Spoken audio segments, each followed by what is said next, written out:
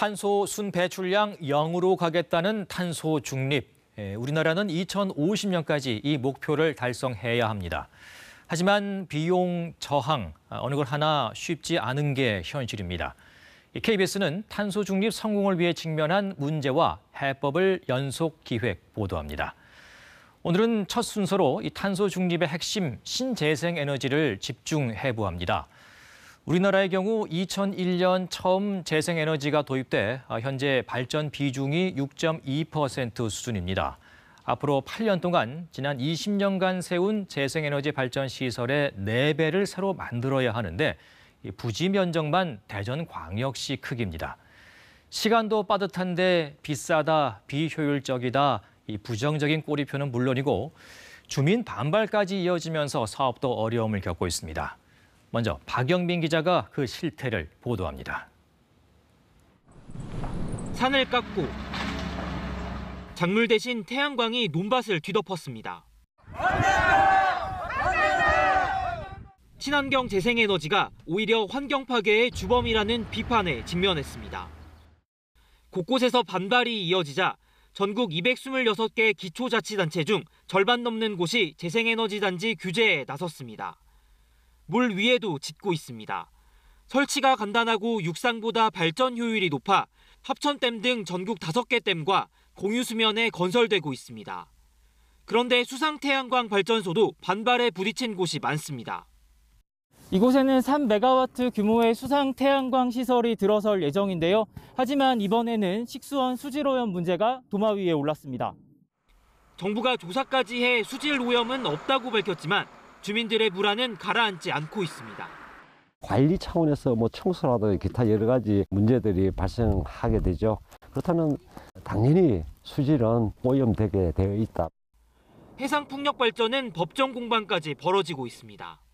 주민들의 의견을 듣는 과정이 너무 개발 과정에서 보면 뒤에 있습니다. 때문에 주민들이 처음 이야기를 들으셨을 때 모든 것들이 다 정해져 있다라는 얘기를 들으시다 보니까 아무래도 반발이 생기실 수밖에 없고, 재생에너지를 최대한 늘려야 하는 정부는 법 개정을 통해 대대적인 규제 완화를 추진 중입니다.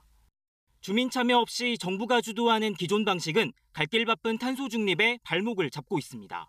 KBS 뉴스 박영민입니다. 자, 그럼 이런 문제를 해결할 방법은 없을까요? 1990년대부터 도입해 지금은 전체 전력의 40%를 신재생 에너지로 쓰고 있는 이 에너지 선진국 독일에서 그 해답을 찾아봅니다. 베를린 김귀수 특파원이 현장 취재했습니다. 베를린에서 90km 정도 떨어진 펠트하임. 35가구 130여 명이 사는 작은 마을입니다. 농업과 축산업이 주요 산업. 하지만 이 마을엔 특별한 것이 있습니다. 이 마을을 움직이는 건 바람. 100% 재생에너지 마을입니다. 27년 전 처음으로 들어선 풍력발전기. 이젠 55개가 됐습니다. 생산되는 전기는 연간 2억 5천만 킬로와트시. 이 중 100만 킬로와트시만 마을에서 사용하고 나머지는 다른 지역에 판매됩니다. Sie bezahlen ungefähr 1/3 weniger für ihren Strom als die Menschen im restlichen Deutschland.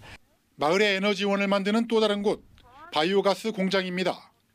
축사에서 나온 분뇨에서 바이오가스를 추출해 마을의 난방 연료로 사용합니다. 마을 옆엔 솔라파크라는 거대한 태양광 발전소도 있습니다. 여기서 생산된 전기는 전량 외부에 판매됩니다. 마을 입구에 붙어있는 글귀, 기후보호 없이 자연보호도 없다. 펠트하임 주민들은 재생에너지를 선택한 이유를 안전한 데다 친환경적이기 때문이라고 말하고 있습니다.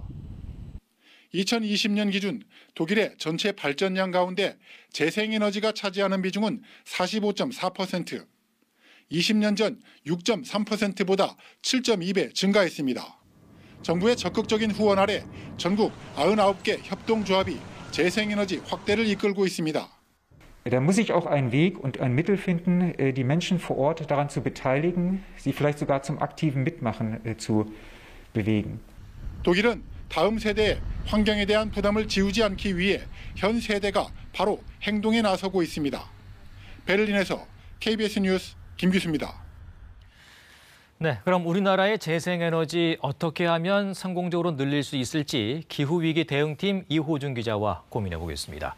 자, 기자, 앞서 이제 독일식 협동조합의 사례를 봤는데 우리나라에서도 이런 게 좀 성공할 수 있을까요?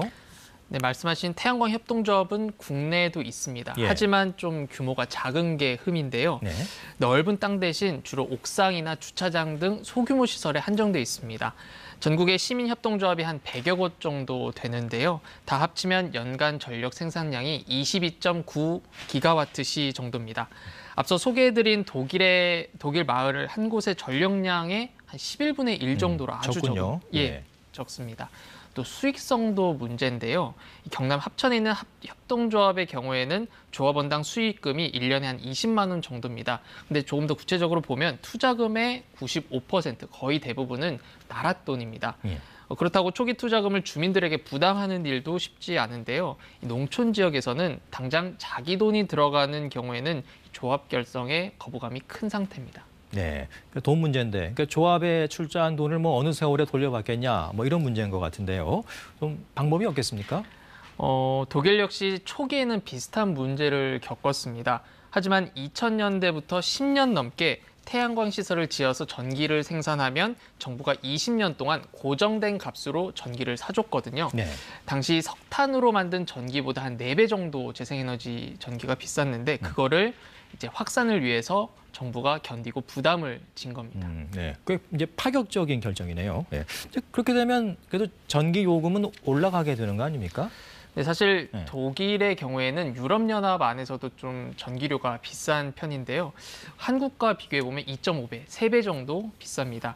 재생에너지를 늘리면 한국의 요금 인상, 전기료 요금도 지금보다는 좀 비싸질 가능성이 있습니다. 하지만 독일만큼의 수준은 아니라는 분석도 있는데요. 예. 일단 태양광 패널 값이 15년 사이에 9%까지 떨어졌습니다. 또 한국은 고정가와 또 경쟁 입찰을 함께 도입했는데요. 경쟁 입찰을 한 영국의 경우는 보면은 재생에너지를 도입한 덕분에 그 풍력과 태양광 설비값도 쌌습니다. 예. 아무튼 뭐 요금이 오르면 소비자 불만은 커질 수밖에 없는데 인상을 좀 최소화하면서 이 재생에너지를 빨리 늘릴 수 있는 방법은 없을까요? 네, 정부로서는 당장 재생에너지 확대가 발등에 떨어진 불과 같은데요. 예. 그런데 사실 발전 시설을 지을 때 무엇이 가장 싼지를 보면은 미국, 유럽연합 그리고 중국까지도 태양광이 가장 쌉니다. 하지만 한국만 유독 태양광이 아직도 비싸게 드는데요. 예. 이유는 여러 가지가 있겠습니다만 크게 2가지로 꼽아보자면 우선 한국은 태양광 수명이 20년으로 좀 짧습니다. 독일은 25년 쓸 수 있고 미국은 30년 쓸 수 있다고 계산하거든요. 이거를 같은 시설을 20년 동안 쓴다고 하니까 좀 계산이 비싸지게 되고요. 또 인허가 등 간접 비용도 독일의 3배 정도 됩니다. 이렇게 불합리한 구조부터 바꾸면 재생에너지를 지금보다 더 많이 늘릴 수 있는 길은 열려 있다고 볼 수 있습니다. 그렇군요. 자, 이 기자 여기까지 듣겠습니다.